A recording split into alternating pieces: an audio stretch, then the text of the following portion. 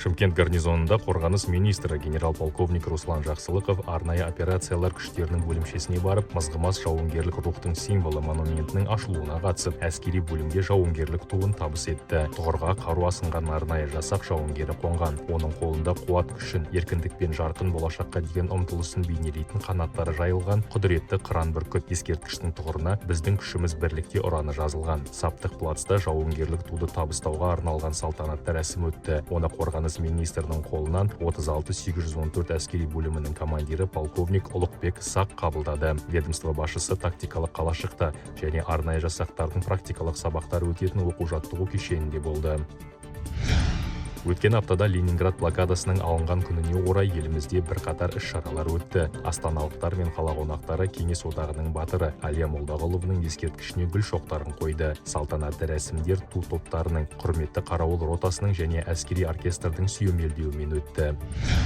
Астанадағы әскери мұражайда Ленинградтықтар өрендерім көрмесі ашылды. Ұлы Отан соғысындағы жеңістің 80 жылдығына және Ленинград блокадасының толық жойылған күніне орай қарулы күштердің ұлттық әскери патриоттық орталығында қорғаныс министрінің орынбасары генерал-майор Шайх Хасан Жазықбаевтың қатысуымен іс-шара өтті. Оған блокададан аман қалған азаматтар, қарулы күштердің ардагерлері, армия генералы Сағадат Нұрмағамбетов атындағы әскери колледж кадеттері, жас сарбаз, балалар, жасөспірімдер қозғалысының тәрбиеленушілері қатысты. Көрмеге келушілерге Ұлы Отан соғысына қатысушылардың фотосуреттері, Ленинград маңындағы ұрыс жүрген орындарды іздестіру жұмыстары барысында табылған жәдігерлер, снаряд қалдықтары, жауынгерлердің құжаттары мен жеке заттары ұсынылды. Алматыда Ұлы Отан соғысының батырларын еске алды. 28 гвардияшы Панфиловшылар саябағындағы мәңгілік алауға жеңіс үшін өмірін қиған қаһармандарға тағзым етіп гүл шоқтары қойылды. Жеңістің 80 жылдығына арналған естелік акциялар мен іс-шаралар бүкіл елімізде өтуде. Іс-шара аясында Қазақстан қорғаныс министрінің орынбасары генерал-майор Шайх Хасан Жазықбаев пен тәрбие және идеологиялық жұмыс департаментінің бастығы әділет полковнигі Леухан Басқожаев бастаған бір топ офицерлер алматылық майдангерлерге барды. Атырау гарнизонында штаб бастығы, Батыс өңірлік қолбасшылығы әскерлері қолбасшысының бірінші орынбасары полковник Бағлан Өсербаевтың басшылығымен аумақтық қорғаныс бригадасының командалық штабтық шумылдыру жаттығуы өтті. Басшылық аумақтық қорғаныс бригадасы қолбасшылығының жергілікті әскери басқару органдарымен өзара іс-қимыл деңгейін, оның белгіленген мерзімде тіркеу құрамын қабылдау және маңызды объектілерді күзету жөніндегі міндеттерді орындау қабілетін тексерді.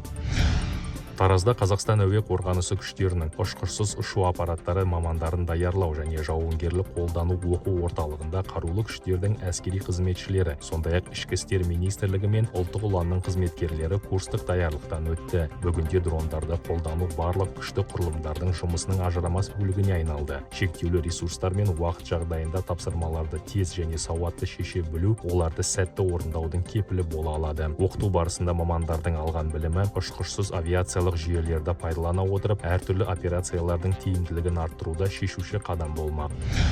Жамбыл облысындағы Мәтібұлақ полигонында оңтүстік өңірлік қолбасшылығы 6-шы механикаландырылған бригадасы шабуылдау батальонының мерзімді қызметтегі әскери қызметшілері бақылау ату жаттығуларын орындады. Әскери қызметшілер БМП-2 жаяу әскер жауынгерлік машинасының штаттық қару-жарағынан шартты қарсыластың 1500 метр қашықтықтағы сауытты техникасы мен түрік күштерін имитациялайтын нысандарды жойды. Бұдан бөлек сабақ барысында әскери қызметшілер атыс даярлығы, жауынгерлік машинаның ұрыстық жиынтығын жартылай жүктеу, оқжаттар мен тапсырмаларды жабдықтау нормативтерін орындады. Әскери қызметшілер жауынгерлік дағдыларды ғана емес, нақты ұрыс жағдайында аман қалу тәсілдеріне де жаттықты. Атап айтқанда, қираған техникадан экипаждарды эвакуациялау және жараланған жауынгерлерге алғашқы медициналық көмек көрсету тәжірибесін пысықтады.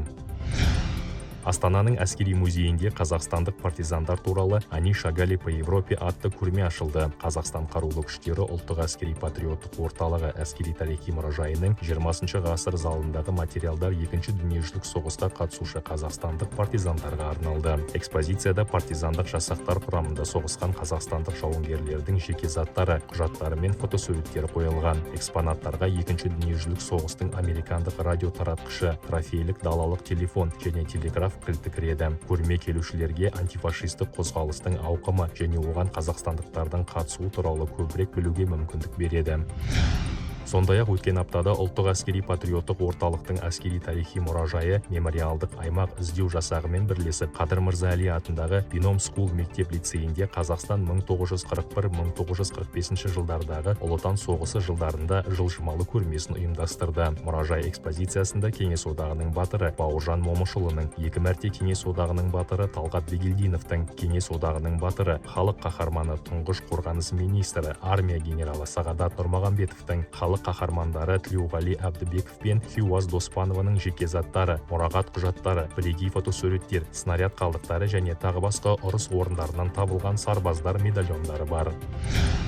Арнайы операциялар күштері 22-750 әскери бөлімінің әскери қызметшілері Астана қаласындағы Алпамыс Скул мектебінде ерлік сабағын өткізді. Іс-шараға қатысқан парламент мәжілісінің депутаты Константин Авершин жасөспірімдерді әскери патриоттық тәрбиелеу ісінде осындай практикалық кездесулердің маңыздылығын атап өтті. Білім беру ұйымына барудың қорытындысы арнайы операциялар күштері 22-750 әскери бөлімінің қолбасшылығы мен Алпамыс Скул мектебі арасындағы ынтымақтастық туралы меморандумға қол қою болды.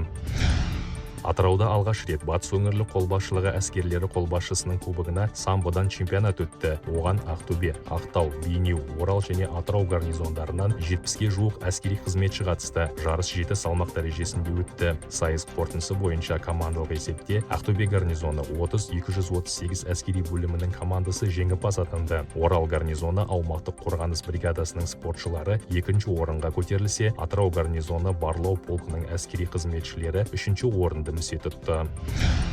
Елордадағы Абырой спорт кешенінде Қазақстан қарулы күштері арнайы операциялар күштері қолбасшысының кубогына армиялық қоян-қолтық ұрыстан турнир өтті. Кубокты иелену құқығына 9 салмақ дәрежесінде 6 командадан тұратын 50-ден астам әскери қызметші таласты. Бірінші командалық орынды 22-750 әскери бөлімінің әскери қызметшілері, екінші орынды 36-814 әскери бөлімінің спортшылары, үшінші орынды 20-709 әскери бөлімінің барлаушылары жеңіп алды. Үздік спортшы арнайы номинациясы келісімшарт бойынша әскери қызметші сержант Бауыржан Сұлтановқа берілді. Ал жеңіске деген ерік жігері үшін номинациясына аға сержант Асқар Асқаров ие болды.